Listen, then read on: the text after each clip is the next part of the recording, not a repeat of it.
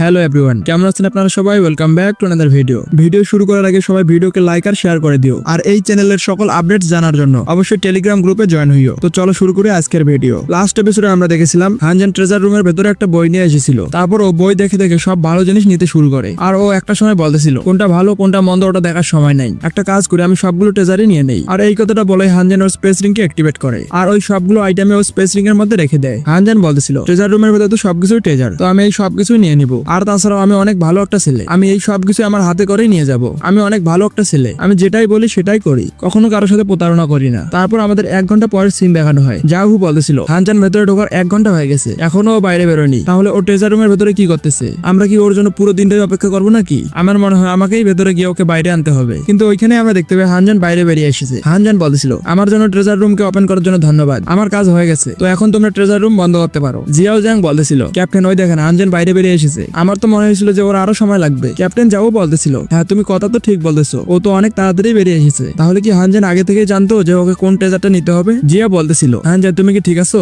আর তাছাড়া তুমি ভেতরে যাওয়ার পর কোন কোন ট্রেজার নিছো? হানজান বলতেছিল জিয়া তোমাকে টেনশন করা লাগবে না, আমি যেই ট্রেজার গুলো নিছি ওই ট্রেজার গুলো অনেক ভালো। আমি কোন কোন ট্রেজার নিছি আমি তোমাকে রাতে বলবো, ঠিক আছে? কারণ এখানে অনেকগুলো লোক আছে যারা আমাদের কথা শোনার জন্য কান খাড়া করে বসে আছে, তো এখানে কোনো কথা বলা একদমই ঠিক হবে না। জিয়া চলো আমাদের কাজ হয়ে গেছে, তো আমরা বাসায় চলে যাই। আর যাহু তোমাকে অনেক অনেক ধন্যবাদ, কারণ তোমার কারণে আমার কাজ হয়ে গেছে। জিয়াও স্যাং বলতেছিল ক্যাপ্টেন যাও এটা তো অনেক অদ্ভুত ব্যাপার তাই না? আমি তো ওর হাতে কিছুই দেখতে পাচ্ছি না, ও তো আমাদেরকে বলেছিল যে ও এতগুলো আইটেম নিয়ে আসবে যার কারণে ওর হাতে ভর্তি হয়ে যাবে, তাহলে ও কেন কোনো ট্রেজারই নেয়নি? জাহু বলতেছিল 1 মিনিট দাঁড়াও, আমি এখনই ম্যানেজারকে জিজ্ঞেস করতেছি হানজেন ট্রেজার রুমের ভেতর থেকে কয়টা ট্রেজার নিছে, আর ও যদি কোনো রকমের ট্রেজার নেয়নি তাহলে এটার পেছনে কারণটা কি ছিল? কল করার পর জাহু বলতেছিল ম্যানেজার হানজেন তোমার কাছ থেকে কয়টা আইটেম নিছে, কারণ বাইরে আসার সময় আমি ক্লিয়ারলি দেখতে পাচ্ছি ওর হাতে কোনো আইটেমই নাই। আর হানজানের যদি কোনো আইটেম প্রয়োজনই ছিল না তাহলে ও 1 ঘন্টা যাবত ভেতরে কি করতেছিল? হানজান ওইখানে যা যা করেছে অথবা ওইখানে ও যে সমস্ত জিনিস নিয়েছে আমি এই সবকিছুর ইনফরমেশন তোমার কাছে চাই। ম্যানেজার বলতেছিল স্যার হানজান এখান থেকে অনেকগুলো আইটেম নিছে। জাহু বলতেছিল কি অনেকগুলো? ও কি 5টা আইটেম নিয়েছে নাকি? তাছাড়া 5টা আইটেমও অনেক বেশি, ট্রেজার রুমের ভেতরে থাকা ট্রেজার গুলো অনেক মূল্যবান, আর ও যদি 5টাও নিতে পারছে তাহলে ওর জন্য ব্রেক থ্রু করাটা অনেক সহজ হয়ে যাবে। কিন্তু ম্যানেজার তোমাকে টেনশন করা লাগবে না, আজ ওর পেছনে সাপোর্ট আছে দেখি ও বেঁচে গেছে, কিন্তু অনেক তাড়াতাড়ি এমন একটা সময় চলে আসবে যখন আমি হানজানকে মেরে ফেলবো। ও আমাকে এতটাই রাগিয়ে দিচ্ছে যার ফল ওকে ভোগ করতে হবে। ও আমার কাছ থেকে জোর জুলুম করে এই 5টা আইটেম নিছে, এবার যা কিছু হয়ে যাক না কেন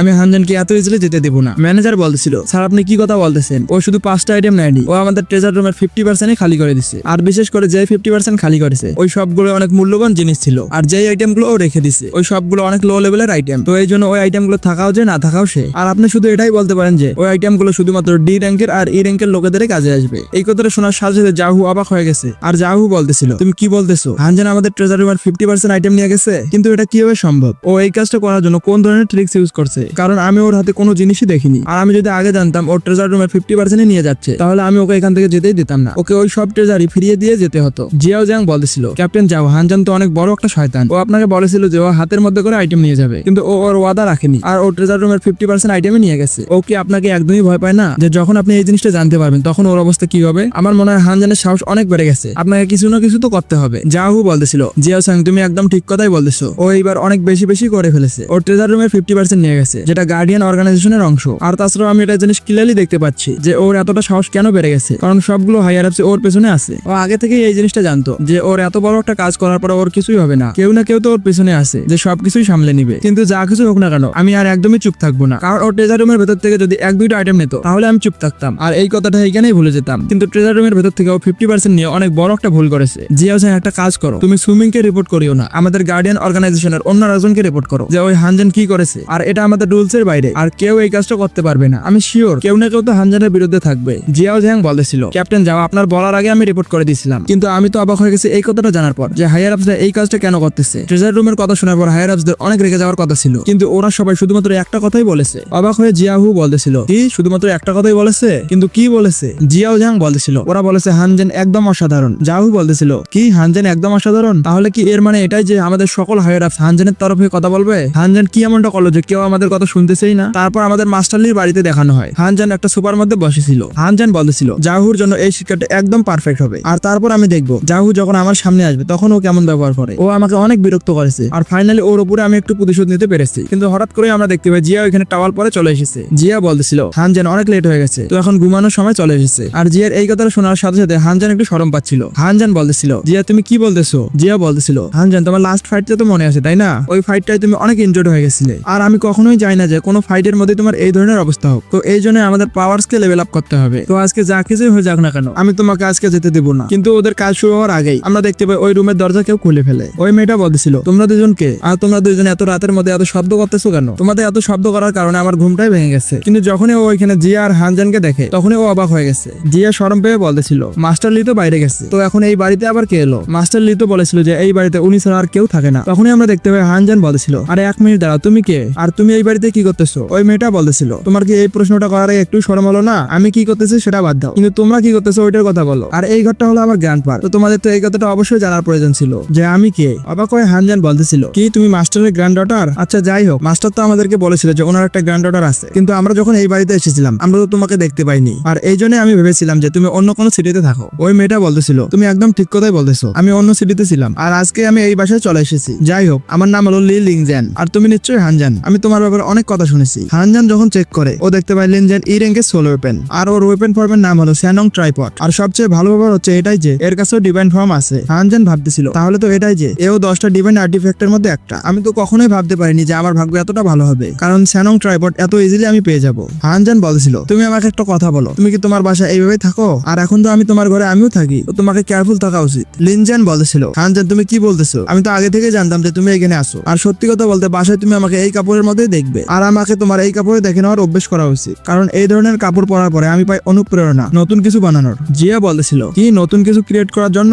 লিনজান বলছিল, আমার মনে হয় গ্র্যান্ডপা তোমাকে বলেনি আমি একজন নোবেলিস্ট, আর তুমি হয়তো বা জানো না আমি অনেকগুলো নোবেল লিখেছি, আর ওগুলোর মধ্যে একটার মধ্যে আমি গ্র্যান্ডপার স্টোরি লিখেছি, আর ওই নোবেলটা অনেক পপুলার হয়েছিল। তো তুমি এটাও বলতে পারো যে এই ভয়ঙ্কর ওয়ার্ল্ডের মধ্যে আমার অনেকগুলো ফ্যান্স আছে। আচ্ছা যাই হোক, তুমি আমাকে প্লিজ মাফ করে দিও, কারণ আমার মনে হয় আমি তোমাদের দুইজনকে ডিস্টার্ব করে ফেলেছি, আর তোমরা যদি কন্টিনিউ করতে চাও তাহলে করতে পারো। আমি এখনই গিয়ে আমার রুমে ঘুমিয়ে পড়তেছি। লিনজানের এই কথাটা শোনার সাথে সাথে জিয়া একটু শরম পাচ্ছিল। জিয়া বলতেছিল, তুমি কি বলতেছো এসব? এমন কিছুই ছিল না যেমনটা তুমি ভাবতেছো, আমরা তো শুধু লেভেল আপ করার ব্যাপারে কথা বলতেছিলাম। লিনজান বলতেছিল, জিয়া আমার মনে হয় তুমি কন্টিনিউ করতে চাও না। আচ্ছা ঠিক আছে, কোনো ব্যাপার না হানজান, চলো আমরা দুজন কন্টিনিউ করি। জিয়া তো কন্টিনিউ করার জন্য রাজি নয়, কিন্তু আমি রাজি আছি। আর এই কথাটা শোনার পরে হানজানও অবাক হয়ে গেছে। কিন্তু তখনই আমরা দেখতে পাই জিয়া বলতেছিল, 1 মিনিট দাঁড়াও, তোমার হানজানের সাথে শুধুমাত্র এখনই দেখা হলো, আর তোমার হানজানের সাথে কোনো রকমের ইমোশনাল বন্ড নাই, মানে মানসিক বন্ধন নাই। তো তোমার কি মনে হয় না যে লেভেল আপ করার জন্য এটা অনেক তাড়াতাড়ি হয়ে যাচ্ছে? লিনজান বলতেছিল, জিয়া তুমি কি বলতেছো? আমি তো একদমই জানতাম না যে কন্ট্যাক্ট ফর্ম করার জন্য ইমোশনাল বন্ড হওয়া দরকার। তাহলে কি কন্ট্যাক্ট ফর্ম করার আগে তুমি আর হানজান একজন আরেকজনকে জানতে?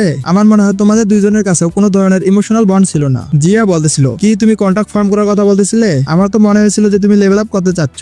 লিনজান বলতেছিল, আমিও তো এই র্যাঙ্কে, আর একটা কন্ট্যাক্ট ফর্ম করার পর আমি অনেক পাওয়ারফুল হয়ে যাব। তাহলে তোমার কি মনে হয় না এটাকেও লেভেল আপ বলা উচিত? আচ্ছা যাই হোক, তোমার কি মনে হয়েছিল আমি কোন ব্যাপারে কথা বলতেছিলাম? তখন একটু শরম পেয়ে জিয়া বলতেছিল, আরে না না, কোনো ব্যাপার না, আমার মনে হয় আমি ভুল ভেবেছিলাম। আচ্ছা যাও, তুমি হানজানের সাথে কন্ট্যাক্ট ফর্ম করো। হানজান বলছিল, তোমার কাছে এই র্যাঙ্কের ট্যালেন্ট আছে, আর সাথে তোমার কাছে ডিভাইন ফর্মও আছে, তো তুমি যদি আমার সাথে কন্ট্যাক্ট করো আমার মনে হয় তুমি সেকেন্ড অ্যাওয়ার্নিং করতে পারো, আর আমার হিসেবে এটা করার কারণে তোমার র্যাঙ্কও অনেক বেড়ে যাবে। লিনজান বলতেছিল, হানজান তুমি কি সত্যি বলতেছো? তাহলে প্লিজ আমার সাথে কন্ট্যাক্ট ফর্ম করো। আর এটা বলার সাথে সাথে আমরা দেখতে পাই লিনজান ওর শার্ট খোলা শুরু করে। হানজান বলতেছিল, আরে লিনজান 1 মিনিট দাঁড়াও, তুমি কি করতেছো? লিনজান বলতেছিল, হানজান আমি আবার কি করবো? আমি তো তোমার সাথে কন্ট্যাক্ট ফর্ম করবো। শরম পেয়ে হানজান বলতেছিল, সেটা তো আমিও জানি যে তুমি এখানে কন্ট্যাক্ট ফর্ম করবে, কিন্তু একটা কন্ট্যাক্ট ফর্ম করার মধ্যে আর তোমার কাপড় খোলার মধ্যে কি লেনা দেনা? লিনজান বলতেছিল, হানজান আমি একজন বেস্ট সেলিং অর্থাৎ, আমি আমার নোবেলের মধ্যে লিখেছি কন্ট্যাক্ট সাইন করার জন্য এইসবই করতে হয়, আর যে কোনো ধরনের কন্ট্যাক্ট ফর্ম করার আগে ক্লোজ কন্ট্রাক্ট অনেক জরুরি, আর ক্লোজ কন্ট্রাক্টের মানে এটাই যে আমাদের মাঝে কিছুই থাকবে না। লিনজানের এই কথাটা শোনার সাথে সাথে হানজান আর জিয়া দুইজনই অবাক হয়ে গেছে। লিনজান আমার মনে হয় তুমি তোমার ইমাজিনেশনের মধ্যে হারিয়ে গেছো, রিয়েল ওয়ার্ল্ডে এমন কিছু হয় না যেটা তুমি নোবেলের মধ্যে দেখো।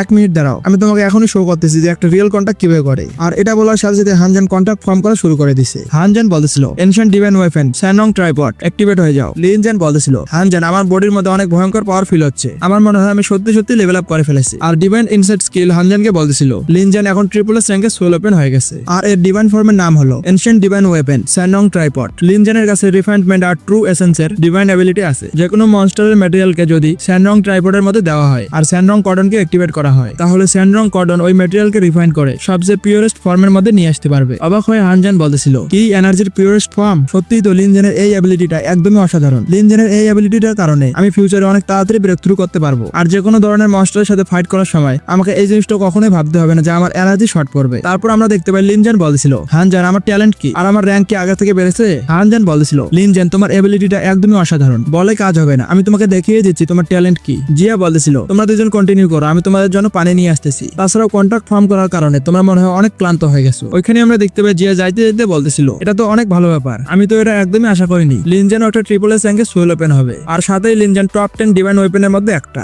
একদম আমার মতো। কিন্তু হঠাৎ করে জিয়া অদ্ভুত কিছু আওয়াজ শুনতে পায়। অবাক হয়ে জিয়া বলতেছিল, আরে 1 মিনিট দাঁড়াও, এটা কোন ধরনের আওয়াজ? ওরা কি আমাকে সারাই লেভেল আপ করা শুরু করে দিয়েছে নাকি? ওইখানে ঢোকার পর জিয়া বলতেছিল, তোমরা দুজন এখানে কি করতেছো? তোমরা দুজন তো কিছুক্ষণ আগেই তোমাদের ট্যালেন্ট ট্রাই করার কথা বলতেছিলে, কিন্তু হঠাৎ করে তোমরা কি শুরু করে দিয়েছো? ওইখানে আমরা দেখতে পাই হানজানকে ওর ট্রাইপডের ভেতরে ম্যাটেরিয়াল ঢালতেছিল। হানজান বলতেছিল, জিয়া কি হয়েছে আর আমরা আবার কি শুরু করলাম? আর আমরা তো লিনজানের এবিলিটি টেস্ট করতেছি। জিয়া বলতেছিল, না না হানজান, কিছু হয়নি, আমি শুধু একটু ভুল বুঝেছিলাম, তোমরা তোমাদের কাজ চালু রাখো। আর সাথে জিয়া মনে মনে ভাবতেছিল, তো এখানে ওরা দুজন ম্যাটেরিয়ালস রিফাইন করতেছিল। সত্যি আমি মনে হয় একটু বেশি বেশি ভাবতেছিলাম। তারপর আমরা দেখতে পাই লিনজান ওর এবিলিটি অ্যাক্টিভেট করে দিয়েছে, আর সবগুলো ম্যাটেরিয়ালস রিফাইন করার পরে হানজানের কাছে অনেকগুলো পিলস চলে আসে। হানজান বলতেছিল, লিনজান এটা তো অসাধারণ ব্যাপার, আমি যতটা ভেবেছিলাম তুমি তার থেকেও বেশি পিল রিফাইন করেছো। জিয়া বলতেছিল, কিন্তু হানজান এই জিনিসগুলো কি? আর ম্যাটেরিয়ালস কে রিফাইন করার পর এই পিল গুলো তোমার কিভাবে কাজে আসবে? হানজান বলতেছিল, জিয়া এগুলোকে বলা হয় স্পিরিচুয়াল পিল, এগুলোর একটা পিল খেলে তোমার স্পিরিচুয়াল এনার্জি 1% বেড়ে যাবে। জিয়া বলতেছিল, হানজান এই পিলটার তো এবিলিটি অসাধারণ, এর মানে তো এটাই যে এই ট্রাইপডটা যতক্ষণ তোমার কাছে থাকবে ততক্ষণ তোমার কাছে এনার্জি কোনো কমতি থাকবে না। কিন্তু হঠাৎ করে আমরা দেখতে পাই লিনজান আবার ওর হিউম্যান ফর্মের মধ্যে চলে আসে। লিনজান বলতেছিল, হানজান আমি হিউম্যান ফর্মে আসার পরেও আমার বডির মধ্যে ওই ফায়ারটাকে ফিল করতে পারছি, আমার মনে হয় এই ফায়ারটাকে ফুললি রিফাইন করার জন্য আমাদেরকে লেভেল আপ করতে হবে। হানজান বলতেছিল, আরে লিনজান কি করতেছো তুমি? 1 মিনিট দাঁড়াও। জিয়া তুমি লিনজানকে থামাবে, কি করতেছে? কিন্তু ওইখানে আমরা দেখতে পাই লিনজান আর জিয়া লেভেল আপ করার কাজ শুরু করে দিয়েছে। পরের দিন ঘুম থেকে ওঠার পর হানজান বলতেছিল, লেভেল আপ করার এই প্রসেসটা তো অনেক ভালো ছিল। লিনজান আর জিয়া দুইজনেই বলতেছিল, আমরা দুইজনে লেভেল আপ করে ফেলেছি, আর এখন আমাদের পাওয়ার অনেক বেড়ে গেছে, আর এখন যদি আমাদের সামনে 4th লেভেলেরও মনস্টার চলে আসে তাহলে ওদের সাথে ফাইট করাটা এতটাও কঠিন হবে না। হানজান বলতেছিল, তাহলে ঠিক আছে চলো আমরা বের হই, তাছাড়াও এখনো এমন কিছু কাজ আছে যেগুলো করার বাকি আছে। লিনজান বলতেছিল, তুমি কোন কাজের কথা বলতেছো? হানজান বলতেছিল, এখনো আমাদেরকে কুইন প্যারাসাইটের ব্যাপারে ইনভেস্টিগেশন করার বাকি আছে, আর সাথে আমাদের টিম 057 এর একজন টিম মেম্বার হারিয়ে গেছে, আমাদেরকে ওকেও খুঁজে বের করতে হবে। লিনজান বলতেছিল, কি কেউ হারিয়ে গেছে? জিয়া বলতেছিল, হ্যাঁ তুমি একদম ঠিক কথাই বলতেছো, একজন আমাদের টিমের লোক হারিয়ে গেছে, আর যে হারিয়ে গেছে ওর নাম হলো বাইশুয়ান, আর এটা হচ্ছে ওর ছবি। লিনজান বলতেছিল, জানি না কেন এই ছবিটা দেখার পর আমার মনে হচ্ছে আমি একে আগেও কোথাও না কোথাও দেখেছি, আমার মনে হয় আমি একে নাইট ক্লাবের মধ্যে ডান্স করতে দেখেছি। আমাকে একটা কথা বলো, তোমার এই বন্ধুটা কি নাইট ক্লাবে যাইতো নাকি? অবাক হয়ে জিয়া বলতেছিল, কিন্তু তুমি এই জিনিসটা কিভাবে জানলে? লিনজান বলতেছিল, এটার কারণ হচ্ছে আমিও মাঝে মধ্যে নাইট ক্লাবে যাই, আর আমাদের ডিপ ব্লু সিটির ব্রিজ নাইট ক্লাব সবচেয়ে বড় নাইট ক্লাব। জিয়া তুমি কি এর ব্যাপারে আগে কখনো জানতে না? হানজান বলতেছিল, আচ্ছা ঠিক আছে, আমরা যেহেতু এত ভালো একটা ইনফরমেশন পেয়ে গেছি তাহলে আমার মনে হয় বাইশুয়ানকে খুঁজে বের করাটা অনেক সহজ হয়ে যাবে। আর এটা বলার সাথে সাথে আমরা দেখতে পাই হানজান ওদের দুইজনের উপরে কিছু একটা স্প্রে করে দেয়। হানজান বলতেছিল, শুধুমাত্র এই জিনিসটা গায়ে স্প্রে করার পর আমরা ব্রিজ নাইট ক্লাবের মধ্যে যাব, আর এমনিতেই ওই জায়গায় যাওয়াটা একদমই ঠিক হবে না। লিনজান বলতেছিল, হানজান কিন্তু এই স্প্রেটার গন্ধ তো একদমই খারাপ, এই স্প্রেটা আবার কি জিনিস? হানজান বলতেছিল, এই স্প্রেটা হলো হাউস এন্ড ফ্লোয়ার স্প্রে, আর প্যারাসাইট মনস্টাররা এই স্প্রে সেন্টটাকে একদমই সহ্য করতে পারে না। তাহলে আমরা যদি এই জিনিসটা স্প্রে করে যাই তাহলে ওই প্যারাসাইট গুলোকে খুঁজে বের করাটা অনেক সহজ হবে, আর যখন এই প্যারাসাইট গুলো এটা স্মেল করবে তখনই ওরা বার্সাক মোডে চলে যাবে, আর তারপর এই ব্যাপারে কোনো যায় আসে না যে ওদের রিয়েলিটি সামনে চলে আসবে, ওরা নিশ্চয়ই অ্যাটাক করার জন্য চলে আসবে। তারপর আমাদের ব্রিজ নাইট ক্লাবের সিন দেখানো হয়, ওইখানে ডিপ ব্লু সিটির অনেকগুলো বিউটিফুল মহিলা চলে এসেছে। ওইখানে আমরা দেখতে পাই হানজান একটা ওয়েটারকে জিজ্ঞেস করতেছিল, আমাকে একটা কথা বলো, তুমি কি হংগিয়ান নামের কোনো মেয়েকে চেনো? ওয়েটার বলতেছিল, কি হংগিয়ান? স্যার আপনি কি শিওর যে আপনি হংগিয়ানকে খুঁজতেছেন? আর ওয়েটারের চেহারা দেখার পর মনে হচ্ছিল ওয়েটারের মধ্যে কোনো না কোনো গড়বড় আছে, কারণ হংগিয়ানের নাম শোনার সাথে সাথে ওয়েটার অদ্ভুত ব্যবহার করতে শুরু করে। হানজান বলতেছিল, হ্যাঁ তুমি একদম ঠিক কথাই বলতেছো, আমি হংগিয়ানকে খোঁজার জন্য এখানে এসেছি, তুমি কি হংগিয়ানকে চেনো? ওইখানে আমরা দেখতে পাই হংগিয়ানের নাম শোনার পর আশেপাশে থাকা সবগুলো লোকই অবাক হয়ে গেছে, আর ওদেরকে দেখে মনে হচ্ছিল যে ওরা হংগিয়ানকে অনেক ভালোভাবে চেনে। আর তারপর ওয়েটার খুশি হওয়ার পর বলতেছিল, সবাই কি শুনেছো, এ এখনই হংগিয়ানের নাম নিল, এর মানে তো এটাই যে এই হচ্ছে ওই লোকটা যে এই পুরো জায়গাটাকে বুক করবে, আর এখানে যতগুলো লোক ড্রিঙ্ক করতেছে ওদের বিল পে করবে। চলো সবাই এই ইয়াং মাস্টারকে ধন্যবাদ বলো। ওইখানে আমরা দেখতে পাই সবাই বলতেছিল, ইয়াং মাস্টার আপনাকে অনেক অনেক ধন্যবাদ, কারণ আপনি আজকে আমাদের সবারই বিল পে করবেন, আর তাছাড়াও আজকালকার দিনে এমন কে আছে যে অন্যের বিল পে করে? ওইখানে আমরা দেখতে পাই হানজান বলছিল, ওয়েটার তুমি কি ফালতু কথা বলছো, আমি এদের বিল পে করবো কেন? আর এখানে এদেরকে দেখার পর কেন মনে হচ্ছিল যে এরা আমারই অপেক্ষা করতেছে? ওয়েটার বলতেছিল, স্যার আসলে ব্যাপারটা হচ্ছে এইরকম, কালকে একটা লোক এসেছিল আর আমাদের এখান থেকে অনেকগুলো বোতল নিয়ে গেছে, আর যাওয়ার সময় ও বলেছে কালকে একটা ছেলে আসবে, আর এখানে আসার পর ও হংগিয়ানের ব্যাপারে জিজ্ঞেস করবে, আর ওই ক্লাবের মধ্যে থাকা সবারই বিল দেবে, আর আমি যে ড্রিঙ্ক গুলো নিয়ে যাচ্ছি ওগুলোরও বিল পে করবে, আর ও একদিনের জন্য ব্রিজ নাইট ক্লাবকে বুক করবে, এখানে যে যতটা চায় ততটাই ড্রিঙ্ক করতে পারবে, কোনো সমস্যা নাই, কারণ ও অনেক ধনী একটা ইয়াং মাস্টার। জিয়া বলছিল, কিন্তু হানজান এই কাজটা আবার কে করবে? আর ওই লোকটাই বা কিভাবে জানলো যে আমরা এখানে আসবো? হানজান বলছিল, এটা তো অনেক অদ্ভুত ব্যাপার, জিয়া তুমি এখনো বুঝতে পারোনি এই কাজটা কে করেছে?